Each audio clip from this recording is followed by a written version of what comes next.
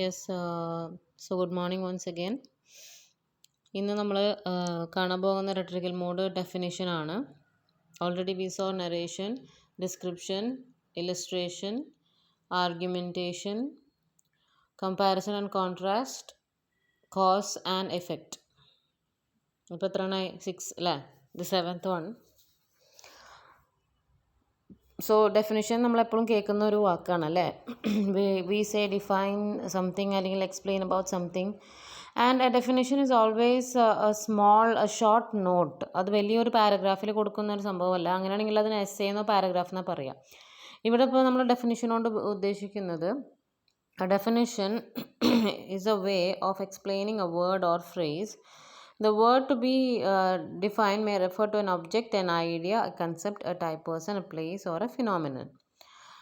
നമ്മൾ ഇപ്പോൾ കുറച്ച് എക്സാമ്പിൾ ക്വസ്റ്റ്യൻസ് ഇവിടെ കൊടുത്തിട്ടുണ്ട്. പ്രത്യേകിച്ചൊന്നും പറയാനില്ല. നമുക്ക് എന്തിനെക്കുറിച്ച് വേണമെങ്കിലും ഡെഫിനേഷൻ കൊടുക്കാം. ഒരു ഒബ്ജക്റ്റ് ആവാം, ഒരു ഐഡിയ, ഓക്കെ, ഒരു കൺസെപ്റ്റ് ആവാം, ഒരു ടൈപ്പ് പേഴ്സൺ ആവാം, അല്ലെങ്കിൽ ഒരു phenomenon like photosynthesis and all. See this question define photosynthesis. ഇതൊക്കെ ഡെഫിനിഷൻസിൻ്റെ ക്വസ്റ്റ്യൻസിൻ്റെ എക്സാമ്പിൾസ് ആണ്. And responses to these questions attempted in a paragraph each are examples for definition. And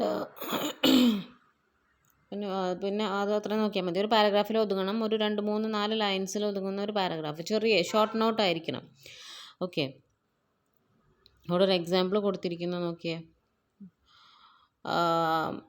You may have to start explaining the term self-help group. Likewise, when you write a paragraph on a not so familiar topic in an examination, it is ideal to start explaining the key phrases.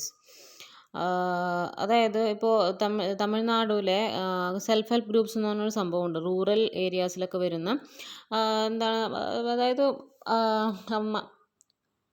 That മൈന്യൂട്ടായിട്ടുള്ള ഒരു വിഭാഗം ഉണ്ടാവുമല്ലോ, like those who need help and all. അപ്പോൾ അവർക്ക് വേണ്ടിയിട്ട് form ചെയ്തിട്ടുള്ളതാണ് self help groups എന്ന് പറയുന്നത്. അപ്പോൾ ആദ്യം തന്നെ നമ്മൾ എന്ത് ചെയ്യേണ്ടി വരും? പുതിയൊരു ടേമാണ് നമുക്കിത് അല്ലേ? അപ്പോൾ നമ്മൾ എന്ത് ചെയ്യണം? ആദ്യം തന്നെ സെൽഫ് ഹെൽപ്പ് എന്താണെന്നും അതിൻ്റെ ഗ്രൂപ്പ്സ് എന്തിനാണ് ഫോം ചെയ്യണമെന്നും ആദ്യം എക്സ്പ്ലെയിൻ ചെയ്ത് തുടങ്ങിയിട്ട് വേണം ഇതിൻ്റെ ഒരു പ്രത്യേകത പറയാനായിട്ട്. So this was just an example. And definition can be written for a familiar word, a new coinage, abstract concept or a debatable term. ഇപ്പോൾ നമ്മൾ എന്താ പറയുക, കുറച്ച് നാൾ മുൻപാണ്,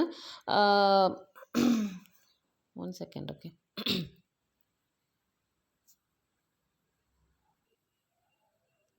yes, coming back. So definition നമുക്ക് എന്താ ചെയ്യാന്ന് പറഞ്ഞത്, ഒരു ഫെമിലിയർ വേർഡിന് എഴുതാം, ഒരു പുതിയൊരു വേർഡിന് എഴുതാം. ഇപ്പോൾ ഫെമിലിയർ വേർഡ് എന്ന് പറയുമ്പോൾ നമുക്കിപ്പോൾ എന്താ പറയുക, what is the meaning of house, അല്ലെങ്കിൽ what is meant by home, define home, HOME, വീട് എന്നുള്ളതിൻ്റെ നമുക്ക് ഇപ്പോൾ എന്താ പറയുക, അപ്പോൾ അത് it is a place for shelter നമുക്ക് പറയാം. And house becomes a home when family lives in it. Okay, house എന്ന് പറഞ്ഞാൽ വെറുതെ ഒരു ബിൽഡിംഗ്, ഒരു സ്ട്രക്ചർ ആയിരിക്കാം. ആൻഡ് ഹോം എന്ന് പറയുന്നത് എങ്ങനെയാണ്, ഒരു ഫാമിലിയും അതിൽ ഹ്യൂമൻ ബീയിങ്സ് ജീവിച്ച് അവിടെ കൺസേണും കമ്പാഷനും കൂടുമ്പോഴാണ് അവിടെ ഹോംലി ഫീലിംഗ് ആകുന്നത്. അപ്പോൾ ഇതിൻ്റെ രണ്ടിൻ്റെ ഡെഫിനേഷൻസ് മാറി വരുന്നത് കണ്ടോ? ഒരു ഹൗസും ഹോമും തമ്മിലുള്ള ഡിഫറൻസ് മാറി വരുന്നത് കണ്ടില്ലേ? അപ്പോൾ അത് നമുക്കൊരു ഫെമിലിയർ വേർഡാണ്. പക്ഷേ ഡെഫിനിഷൻ കൊടുക്കുമ്പോൾ അവിടെ പ്രോപ്പറായിട്ട് അതിൻ്റെ അർത്ഥം മനസ്സിലാക്കിയിട്ട് വേണം കൊടുക്കാനായിട്ട്. അതേപോലെ തന്നെയാണ് ഒരു ന്യൂ കോയിനേജിൻ്റെ കാര്യം. ഇപ്പോൾ ഞാൻ പറഞ്ഞ പോലെ കുറച്ച് നാൾ മുമ്പ് നമ്മൾ ഡിമോണിറ്റൈസേഷൻ എന്ന് പറഞ്ഞൊരു ടേം കേട്ടു അല്ലേ? ഒരു ദിവസം രാത്രി 12 മണിക്ക് വന്നിട്ടാണ് നമ്മളുടെ പ്രധാനമന്ത്രി ഇങ്ങനെ ഒരു വാക്ക് നമുക്ക് പറഞ്ഞു തരുന്നത്. എല്ലാം കറൻസിയും ബാനിഷ് ചെയ്തുകൊണ്ടുള്ള ഒരു റൂൾ വന്നത്. That is called demonetization. What is demonetization എന്നുള്ളത് അവർ ഡിഫൈൻ ചെയ്യേണ്ട കാര്യമാണ്. അതുവരെ കേൾക്കാത്തവരുണ്ടാകാം, പരിചയമല്ലാത്തവരുണ്ടാകും. സോ അത് നമ്മൾ ആദ്യം ഡിഫൈൻ ചെയ്യേണ്ടി വരും. It is the process of banishing old currency notes and introducing new ones എന്നുള്ളത് നമ്മൾ ഡിഫൈൻ ചെയ്ത് പറഞ്ഞു കൊടുക്കേണ്ടി വരും. അതേപോലെ തന്നെയാണ് GST എന്നുള്ള ടേംസ് ഒക്കെ. What is meant by GST? What is the full form? By the way, what is the full form of GST? Anyone? Goods and service taxes എന്നുള്ളത് അന്നേ കാലത്ത് ഇപ്പോൾ ഇതൊക്കെ ഇൻട്രൊഡ്യൂസ് ചെയ്യുന്ന സമയത്ത് കുറച്ച് ഇപ്പോൾ മുതിർന്നവരൊക്കെ ഉണ്ടാകും അല്ലേ, അവർക്ക് ഇതൊക്കെ പുതിയ ടേമാണ്. അപ്പോൾ അവർക്ക് ഇത് എക്സ്പ്ലെയിൻ ചെയ്ത് കൊടുക്കേണ്ട ഒരു അവസ്ഥ ഒക്കെ വരുന്നതാണ്. We have to define what is goods and service tax and then say why did they impose this tax എന്നുള്ളത്. ഇത് എന്തിനാണ് ഇൻട്രൊഡ്യൂസ് ചെയ്തതെന്നുള്ളതിന് പിന്നീടാണ് ഇതിലേക്ക് വരിക. അപ്പോൾ ആദ്യം തന്നെ നമുക്കൊരു കോംപ്ലക്സ് ടേം കിട്ടുമ്പോൾ ആ ടേമിനെ ബ്രേക്ക് ഡൗൺ ചെയ്തിട്ട് ഓരോരോ വാക്കുകളായിട്ട് ഡിഫൈൻ ചെയ്യേണ്ടി വരും. That is what is given here.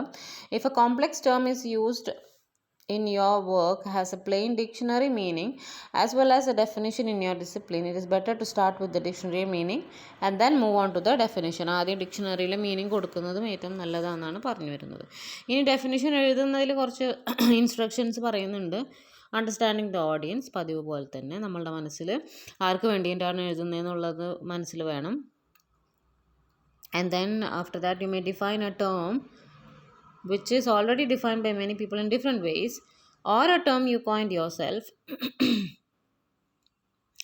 അതായത് നമുക്ക് മറ്റുള്ളവർ ഓൾറെഡി ഡിഫൈൻ ചെയ്ത് വെച്ചിട്ടുള്ളതും നമ്മളാൽ പുതിയ ഒരു ടേം ക്രിയേറ്റ് ചെയ്തിട്ടുണ്ടെങ്കിൽ അതും നമുക്ക് വേണമെങ്കിൽ ഡിഫൈൻ ചെയ്യാൻ പറ്റുമെന്നാണ് പറയുന്നത്. പക്ഷേ അങ്ങനെ ഒരു ഡെഫിനിഷൻ, നമ്മളുടേതായിട്ടുള്ള ഡെഫിനിഷൻ ലോജിക്കലും ക്ലിയറും ആയിരിക്കണം. And some background information will enrich your definition. കുറച്ച് ബാക്ക്ഗ്രൗണ്ട് ഇൻഫർമേഷൻ ഒക്കെ കൊടുക്കുക. Okay, so these were the guide lines to write a definition. എപ്പോഴും നമ്മളിപ്പോൾ പറഞ്ഞ പോലെ തന്നെ yes, some more points are given in the next page. കുറച്ച് background ഇൻഫർമേഷൻ കൊടുക്കണം നമ്മൾ പറഞ്ഞില്ലേ. How long has this term been in use. ഇപ്പോൾ GST എന്നുള്ളതൊക്കെ ഇതിന് മുൻപുണ്ടായിട്ടുണ്ടോ എന്നുള്ളത് നമ്മൾ ശ്രദ്ധിക്കണം. Who use this term for the first time അല്ലേ, ഇതൊക്കെ ആരാണ് യൂസ് ചെയ്തത്. ഡിമോണിറ്റൈസേഷനൊക്കെ നമ്മുടെ പ്രൈം മിനിസ്റ്ററാണ് യൂസ് ചെയ്തത്. അങ്ങനെയൊക്കെ നമ്മൾ കുറച്ച് ബാക്ക്ഗ്രൗണ്ട് ഇൻഫർമേഷൻ കൊടുക്കണം. And certain terms may have different uses or definitions in different disciplines. Okay, ഇപ്പോൾ ഫോർ എക്സാമ്പിൾ ഇവിടെ കൾച്ചർ എന്നുള്ള വേർഡ് കൊടുത്തിട്ടുണ്ട്. ഈ കൾച്ചർ എന്നുള്ള വേർഡിന് പല ഡിസിപ്ലിൻസിലും, അതായത് പല സാഹചര്യങ്ങളും പല പല മീനിങ് ആണ് വരുന്നത് അല്ലേ. ഇപ്പോൾ കൾച്ചർ എന്ന് പറയുമ്പോൾ നിങ്ങൾക്ക് ഫസ്റ്റ് മനസ്സിൽ വരുന്ന സംഭവം എന്താ? What is the concept that comes to your mind? Tell me. Culture എന്താണ്? സംസ്കാരം അല്ലേ. ആദ്യം തന്നെ നമുക്ക് നമ്മളുടെ ഹ്യൂമൻ റേസിൻ്റെ സംസ്കാരത്തെ we belong to a particular culture, we belong to Indian culture എന്ന് പറയും. ഇതേ കൾച്ചർ അഗ്രികൾച്ചറിലോട്ട് വരുമ്പോൾ ഇറ്റ് ഈസ് കൾട്ടിവേറ്റിംഗ് സംതിങ് അല്ലേ, ഗ്രോയിങ് സംതിങ്. അത് ഹോർട്ടിക്കൾച്ചർ ഉണ്ട്, പല പല ടൈപ്സ് ഓഫ് കൾച്ചർ ഉണ്ട്. Like it is meaning of growing something. ഇനി ഇതേ മെഡിസിനിലോട്ട് വരുമ്പോൾ കൾച്ചർ എന്ന് പറയുന്നത് നമ്മൾ ലാബിലൊക്കെ പോയിട്ട് ബ്ലഡൊക്കെ കൾച്ചർ ചെയ്യാൻ കൊടുക്കില്ലേ. It is to analyse closely like something, അങ്ങനത്തെ ഒരു അർത്ഥമാണ് വരുന്നത്. അപ്പോൾ ഈ കൾച്ചർ എന്നുള്ള വേർഡിൻ്റെ ഡെഫിനിഷൻ കൊടുക്കുമ്പോൾ ഏത് ഡിസിപ്ലിനിലാണ് ഇത് യൂസ് ചെയ്യുന്നത് എന്ന് നോക്കിയിട്ടും കൂടി വേണം നമ്മൾ ഡെഫിനിഷൻ കൊടുക്കാൻ വേണ്ടിയിട്ട്. അപ്പോൾ ഇത് ഇങ്ങനെയാണ് പല ടേംസും ഒരു ഡിസിപ്ലിനിൽ സ്റ്റിക്ക് ഓൺ ചെയ്യൂല, പല പല ഡിസിപ്ലിൻസിലോട്ട് മാറുമ്പോൾ അർത്ഥവും മാറി വരും.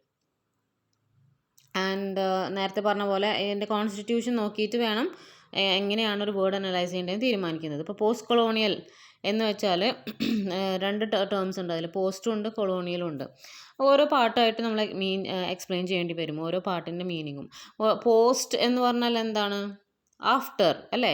What all comes after. Colonial period നമുക്കറിയാം, കോളനീസായിട്ട് ഭരിച്ചിരുന്ന ബ്രിട്ടീഷ്, നമ്മൾ India was A British colony. അപ്പോൾ ആ ഒരു പീരിയഡിനാണ് കൊളോണിയൽ എന്ന് പറയുന്നത്, കൊളോണിയൽ പീരിയഡ് എന്ന് പറയുന്നത്. പോസ്റ്റ് കൊളോണിയൽ എന്ന് പറയുമ്പോൾ ഇപ്പോൾ എന്താ, ഈ ഒരു കാലഘട്ടത്തിന് ശേഷമുള്ള സമയത്തിനെയാണ് പോസ്റ്റ് കൊളോണിയൽ എന്ന് പറയുന്നത് പറഞ്ഞിട്ട് നമ്മൾ ബ്രേക്ക് ഡൗൺ ചെയ്തിട്ട് വേണം ഡിഫൈൻ ചെയ്യാനായിട്ട്. ഗിവ് ദ ഡിക്ഷണറി മീനിങ്, നേരത്തെ പറഞ്ഞ പോലെ തന്നെ ഡിക്ഷണറി മീനിങ് കൊടുക്കുക. അടുത്ത പോയിൻറ്റ്സ് ഒന്നും വേണ്ട കേട്ടോ, ഇതൊന്നും വേണ്ട, അതൊക്കെ കട്ട് ചെയ്ത് കളഞ്ഞു. സോ കുറച്ച് എക്സാമ്പിൾസ് അവിടെ കൊടുത്തിട്ടുണ്ട് ഡെഫിനിഷൻ്റെ, അത് നിങ്ങൾ പിന്നീട് നോക്കിയാൽ മതി. So that was about definition. Definition means to explain a term, an idea, ഒരു കൺസെപ്റ്റ്, ഒരു ടൈപ്പ് പേഴ്സൺ അല്ലെങ്കിൽ അങ്ങനത്തെ സംഭവങ്ങളെക്കുറിച്ചൊക്കെ എക്സ്പ്ലെയിൻ ചെയ്യുക. പക്ഷേ അത് ചെറിയ പാരഗ്രാഫിലായിരിക്കണം, എസ്സേ ഒന്നും എഴുതരുത്. ആൻഡ് അതിൻ്റെ കുറച്ച് ഗൈഡ് ലൈൻസും നമ്മൾ കണ്ടു കഴിഞ്ഞു.